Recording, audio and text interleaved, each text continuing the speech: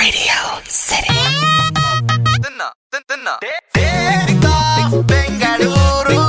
ಜಗತ್ತಲ್ಲಿ ಸಿಗೋಂತ ಎಲ್ಲಾ ಫುಡ್ ಗಳ ರುಚಿ ನೋಡ್ಬೇಕು ಅಂತ ಎಲ್ರು ಆಸೆ ಪಡ್ತಾರೆ. ಒಟ್ನಲ್ಲಿ ಎಲ್ರಿಗೂ ತಿಂದು ತೆಗಿ ಮಜಾ ಮಾಡೋದು ಅಂದ್ರೆ ಸಿಕ್ಕಾಪಟ್ಟೆ ಇಷ್ಟ. ನಾವು ಪ್ರತಿದಿನ ಸಾಕಷ್ಟು ಬೇರೆ ಬೇರೆ ರೀತಿಯ ತಿಂಡಿಗಳನ್ನ ತಿಂತೀವಿ. ಆದ್ರೆ ಆ ತಿಂಡಿಗಳ ಹಿಸ್ಟ್ರಿ ಕೇಳಿದ್ರೆ ನೀವು ಆಶ್ಚರ್ಯ ಪಡ್ತೀರಾ. ನ್ಯಾಚೋಸ್ ಆಗಿರ್ಬೋದು, ನೂಡಲ್ಸ್ ಆಗಿರ್ಬೋದು, ಸ್ಯಾಂಡ್ವಿಚ್ ಆಗಿರ್ಬೋದು, ಇದನ್ನ ಸಾಕಷ್ಟು ಜನ ತಿಂತಾರೆ. ಆದ್ರೆ ಈ ತಿಂಡಿಗಳ ಹಿಸ್ಟ್ರಿ ಯಾರಿಗೂ ಅಷ್ಟು ಗೊತ್ತಿಲ್ಲ.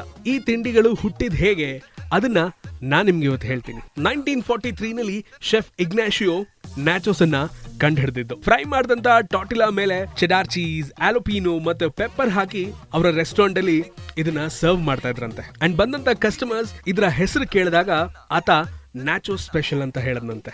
ಆತನ ನಿಕ್ ನೇಮ್ ನ್ಯಾಚೋ ಆಗಿತ್ತು. ಅಂಡ್ ಬರ್ತಾ ಕಸ್ಟಮರ್ಸ್ಗೆ ಇದು ಸಿಕ್ಕಾಪಟ್ಟೆ ಇಷ್ಟ ಆಗಿ ಅದು ನ್ಯಾಚೋಸ್ ಎಂದೇ ವರ್ಲ್ಡ್ ವೈಡ್ ಪಾಪ್ಯುಲರ್ ಆಯ್ತು. ಮ್ಯಾಗಿ ಇವತ್ತಿನ ಕಾಲದಲ್ಲಿ ಮ್ಯಾಗಿ ಇಲ್ದೇ ಇರುವಂತ ಮನೇನೇ ಇಲ್ಲ ಅಂತ ಹೇಳ್ಬೋದು. ಜೂಲಿಯಸ್ ಮೈಕೆಲ್ ಜೊಹಾನ್ಸ್ ಮ್ಯಾಗಿ, ಇವನೇ ಮ್ಯಾಗಿ ಸಾಸ್ ಮತ್ತೆ ಪ್ರೀ ಕುಕ್ಡ್ ಸೂಪ್ ಗಳನ್ನ ಕಂಡು ಹಿಡಿದವನು.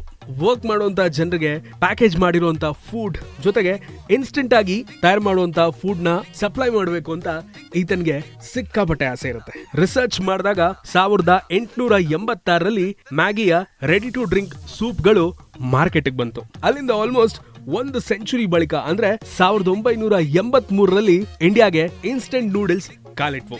ಈಗ ಈ ಇನ್ಸ್ಟೆಂಟ್ ನೂಡಲ್ಸ್ ಇಲ್ದೇ ಇರೋಂತ ಮನೇನೇ ಇಲ್ಲ. ಇದನ್ನ ಕಂಡಿಡ್ದಂತ ಶೆಫ್ ಹೆಸರಿಂದಾನೆ ಮ್ಯಾಗಿ ಸಿಕ್ಕಾಪಟ್ಟೆ ಪಾಪ್ಯುಲರ್ ಆಗಿದೆ.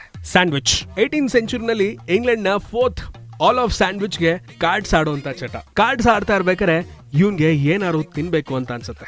ಇವನ್ ತಿನ್ನುವಂತ ಡಿಶ್ ಇಂದ ಇವನ ಕೈ ಅಂಟಾಗಿ ಕಾರ್ಡ್ಸ್ ಆಡೋಕೆ ಕಿರಿಕಿರಿ ಉಂಟಾಗ್ತಾ ಇತ್ತು. ಸೊ ಹೀಗಾಗಿ ಇವನು 2 ಬ್ರೆಡ್ ಪೀಸ್ ನಡುವೆ ಮೀಟ್ ನ ಇಟ್ಕೊಡು ಅಂತ ಶೆಫ್ ನ ಕೇಳ್ತಾನೆ. ಅಂಡ್ ಇದನ್ನ ಕಾರ್ಡ್ಸ್ ಆಡ್ತಾ ತಿನ್ನಬೇಕಾದ್ರೆ ಕೈ ಗಲೀಜಾಗ್ತಾ ಇರ್ಲಿಲ್ಲ. ಕಾರ್ಡ್ಸ್ ಆಡ್ಬೇಕಾದ್ರೆ ಹುಟ್ಟದಂತ ಸ್ಯಾಂಡ್ವಿಚ್ ಈಗ ವರ್ಲ್ಡ್ ವೈಡ್ ಪಾಪ್ಯುಲರ್ ಆಗಿದೆ. ಪೇಟ ಆಗ್ರಾಕ್ ಹೋದವರು ಪೇಟ ತಿನ್ನದೆ ವಾಪಸ್ ಬರೋದೇ ಇಲ್ಲ. ಇಲ್ಲಿರುವಂತ ಪ್ರತಿ ಅಂಗಡಿಗಳಲ್ಲೂ ಕೂಡ ಪೇಟ ಸಿಕ್ಕಾಪಟ್ಟೆ ಪಾಪ್ಯುಲರ್. ಈ ಪೇಟಕ್ಕೂ ಕೂಡ ತಾಜ್ ಮಹಲ್ ಅಷ್ಟೇ ವಯಸ್ಸು ಅಂದ್ರೆ ನೀವು ನಂಬಲೇಬೇಕು. ತಾಜ್ ಮಹಲ್ ನ ನಿರ್ಮಾಣ ಮಾಡುವಂತ ಟೈಮ್ ನಲ್ಲಿ ಕಾರ್ಮಿಕರಿಗೆ ಪ್ರತಿದಿನ ರೋಟಿ ದಾಲ್ನ ಸರ್ವ್ ಮಾಡಲಾಗಿತ್ತು. ಅಂಡ್ ಪ್ರತಿದಿನ ತಿಂದು ಕಾರ್ಮಿಕರು ಕೂಡ ಬೇಜಾರಾಗಿದ್ರು. ಆಗ ಶಹಜಹಾನ್ ಅವರ ಶೆಫ್ಗೆ ಏನಾದ್ರು ಒಂದು ಹೊಸ ಡಿಶ್ ನ ಕಂಡಿಡಿ ಅಂತ ಹೇಳ್ತಾನೆ. ಆ ಶೆಫ್ ಒಂದಿನ ದೇವ್ರ ಹತ್ರ ಪ್ರಾರ್ಥನೆ ಮಾಡ್ಬೇಕಾದ್ರೆ ಟ್ರಾನ್ಸ್ಗೆ ಒಳಗಾಗಿ ದೇವರಿಂದಲೇ ಪೇಟದ ರೆಸಿಪಿ ಸಿಕ್ತು ಅಂತ ಒಂದ್ ಕತೆ ಹೇಳುತ್ತೆ. ಅದಾದ ನಂತರ 500 ಶೆಫ್ಗಳು ಸೇರಿ ಕಾರ್ಮಿಕರಿಗಾಗಿ ಪೇಟಾನ ತಯಾರು ಮಾಡಿದ್ರಂತೆ.